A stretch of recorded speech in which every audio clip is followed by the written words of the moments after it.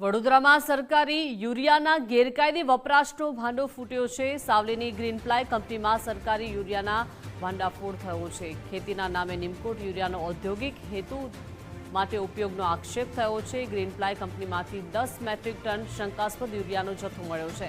કંપનીએ દિલ્હીની મનીષા ટ્રેડિંગ પાસેથી ખરીદી કર્યાના બિલ રજૂ કર્યા છે। લેબોરેટરી તપાસમાં જથ્થો નિમકોટેડ યુરિયા હોવાનું સાબિત થયું। ખેતીવાડી વિભાગની ફરિયાદના આધારે સાવલી પોલીસમાં ગુનો નોંધાયો છે।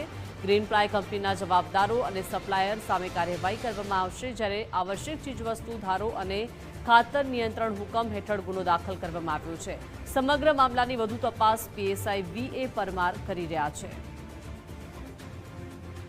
વડોદરામાં સરકારી યુરિયાના ગેરકાયદે વપરાશનો આખરે આ ભાંડો ફૂટી ગયો છે, કેમ કે સાવલીની ગ્રીનપ્લાય કંપનીમાં આ રીતે સરકારી યુરિયાના ભાંડાફોડનો પર્દાફાશ કરવામાં આવ્યો છે। ખેતીના નામે નીમ કોટેડ યુરિયાનો ઔદ્યોગિક હેતુ માટે ઉપયોગ થતો હતો તેવા આક્ષેપો કરવામાં આવ્યા છે।